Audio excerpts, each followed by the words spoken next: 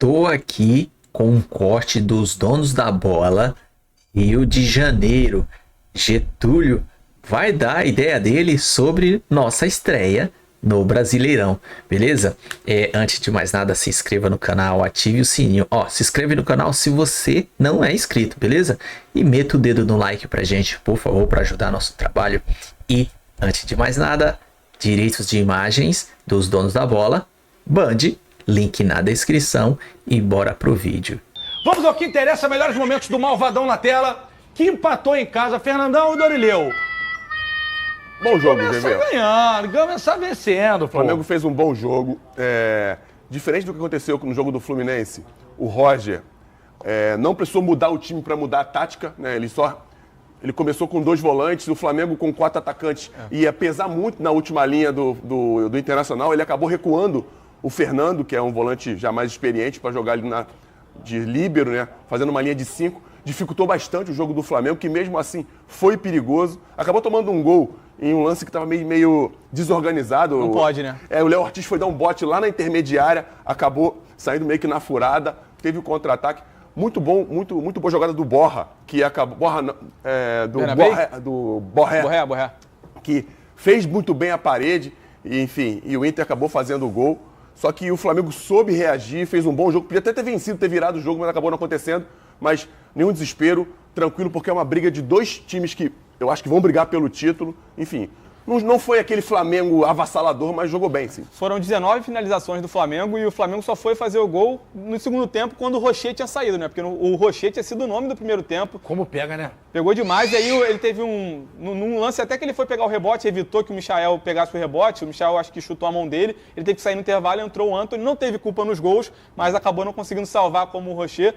Mas eu acho que o Felipe Luiz errou na escalação. Achei que o jogo do Flamengo foi muito direto.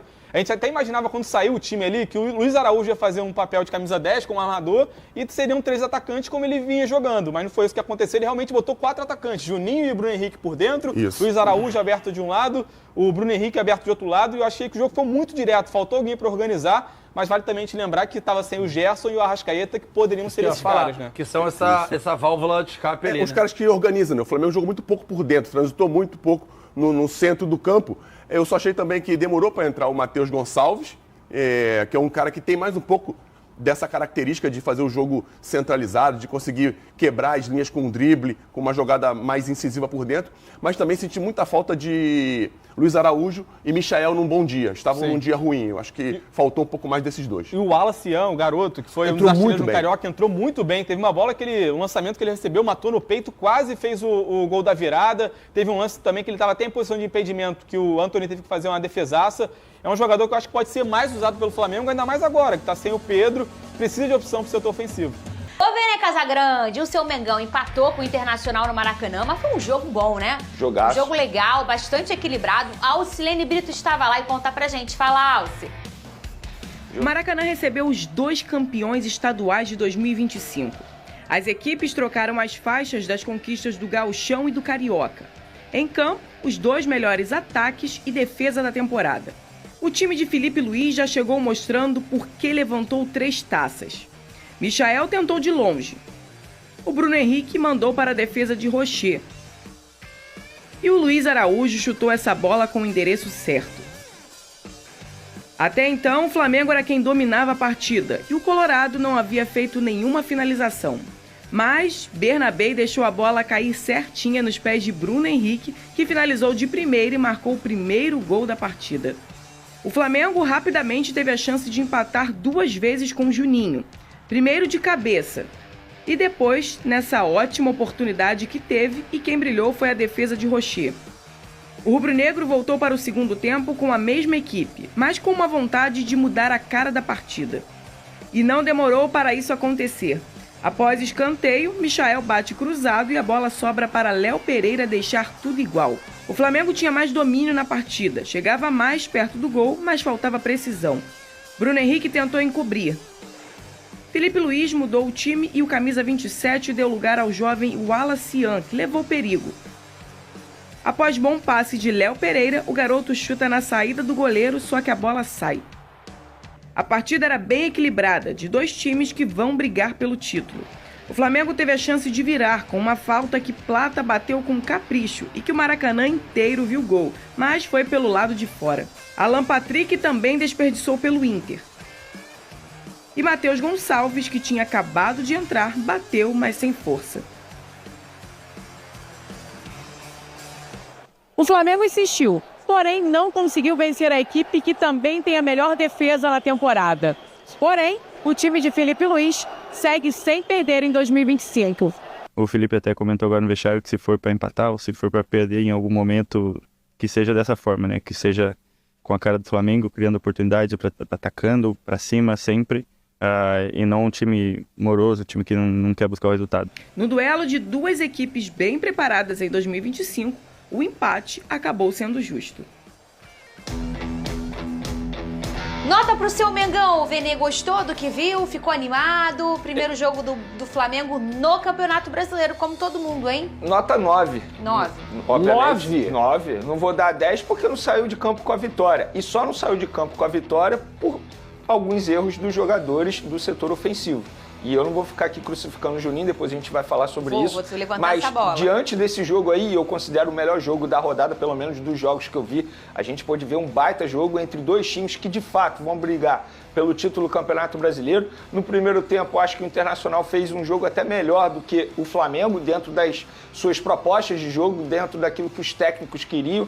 O Felipe Luiz a gente já conhece, um treinador extremamente ofensivo. O Roger Machado, extremamente inteligente, montando a equipe tentando buscar o erro do Flamengo, tanto é que conseguiu um gol em cima de um erro do Flamengo de marcação, construindo a jogada pelo lado esquerdo do Internacional, chegando até o lado direito, numa baita finalização do Bruno Henrique. No segundo tempo, acho que o Flamengo foi muito melhor, criou muitas oportunidades, mas faltou aquilo que vem faltando há muito tempo. Um homem-gol, é o famoso Pedro. O Pedro faz muita falta nesses momentos. Então, o Flamengo, novamente, criando muitas oportunidades, é aquele Flamengo que a gente vem comentando desde os tempos de Campeonato Carioca, que em determinado momento isso poderia fazer falta. E fez, diante de um adversário extremamente difícil, muito bem montado. Quero elogiar, no lado do Internacional, a partida que o Fernando fez, um cara extremamente alto nível, jogou muito tempo na Europa, um entendimento tático absurdo. Ele ali, para mim, foi o coração do Internacional, na minha opinião, durante o jogo, durante os 90 minutos.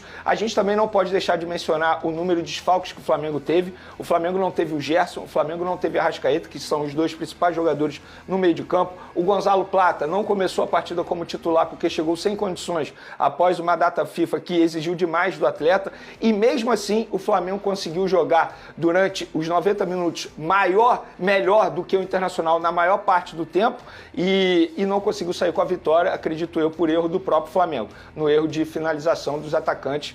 E você fez 9? Por que você discordou do seu coleguinha? 9 é muito. Pro 9 é pra quem Flamengo, ganha. você achou? 9 é pra quem E ganha. eu dei 9 pro meu fogão também. Não, acho 9 muito. Eu dei 9 de 10 pro meu fogão. Ó, vou falar por que não foi 9. Então eu posso justificar meu 9? O meu 9 foi porque jogou aqui. muito bem, Só faltou que um o golzinho. Botafogo jogou fora de casa contra o Palmeiras. É diferente, o Flamengo estava no Maracanã contra também o Internacional, que é postulante ao título, e o primeiro tempo do Flamengo não foi o primeiro tempo nota 9.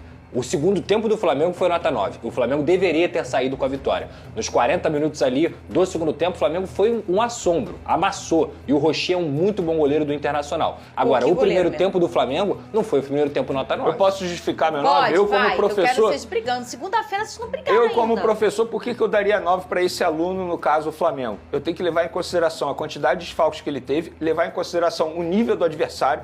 Eu concordo com Botafogo e Palmeiras, mas assim, hoje o Internacional joga muito mais do que o Palmeiras dentro de campo. A gente pode debater quem é melhor, quem é pior, mas o momento do Internacional é muito melhor. E eu vou levar em consideração também o desempenho no segundo tempo, que como você bem mencionou, no segundo tempo, mesmo com muitos desfalques, mesmo não tendo muitas alternativas, o Felipe Luiz conseguiu, entre aspas, pressionar bastante o Internacional e poderia sair com a vitória. Por conta disso, eu vou ser um bom professor e vou dar 9 para o Flamengo, o meu aluno. É um ponto que eu já alerto há muito tempo, que eu já falo aqui há muito tempo. Esse Flamengo tem muito volume, cria demais, cria o tempo inteiro, mas esse Flamengo não é letal. E se no Campeonato Carioca, em vários momentos, não foi letal, mas conseguia vencer as partidas porque conseguia aproveitar suas oportunidades em alguns momentos, o brasileiro é muito mais cruel. É muito mais cruel. Se você não for letal no Campeonato Brasileiro, amigo, você vai empatar, você vai perder pontos, você vai tropeçar. Vene Casagrande, quero que você fale sobre Juninho, Vene. Vamos lá, eu fiz até uma postagem nas minhas redes sociais e fico feliz de ter viralizado de uma certa forma extremamente positiva para o jogador, porque eu acho extremamente injusto a forma como a torcida do Flamengo, sobretudo nas redes sociais, massacraram o jogador por conta desse gol perdido. E na boa, ele perdeu o gol, claro que ele perdeu o gol, mas também teve mérito do goleiro adversário, que fez uma baita defesa. Olha isso, ele bateu bem. Ele fez tudo o que ele podia fazer, só que o goleiro, ele desviou.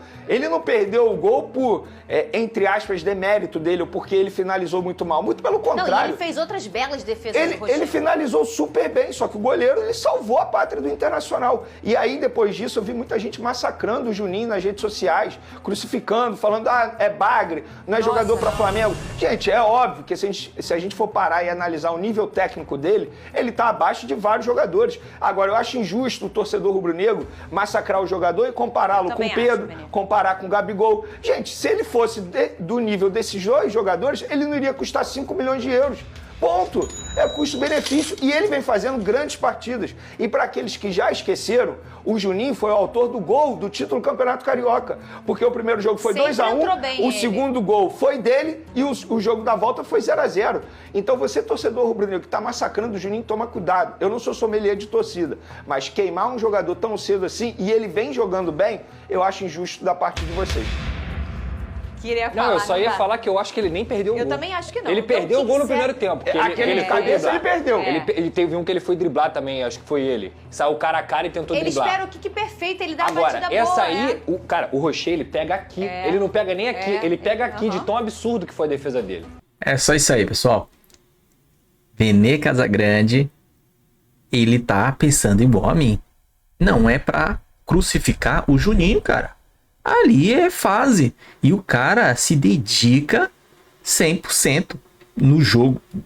É tão tal que quando falaram que era pra substituir ele, eu achei que não. Deveria substituir justamente o Michael e o Luiz Araújo, que estavam muito fora de ritmo, tava embaixo, eu não sei qual que é a situação. É um empate, né? Vamos pra cima. Estamos invicto a 13 jogos. Vamos pra cima. Você viu aí que os torcedores botafoguense, vascaíno, eles comentando, mas eles têm medo ainda do nosso Flamengo. Vamos pra cima. Só se inscreva no canal se você não é inscrito, ative o sininho, meta o dedo no like e vamos pro próximo. O próximo já é agora, quinta-feira, Venezuela, Deportivo Táchira, se não me engano, e domingo temos Vitória. Vitória, eu acho que lá na Bahia, é fora. Beleza? Compartilha, comenta, ajuda o parceiro aqui. Saudações rubro-negra.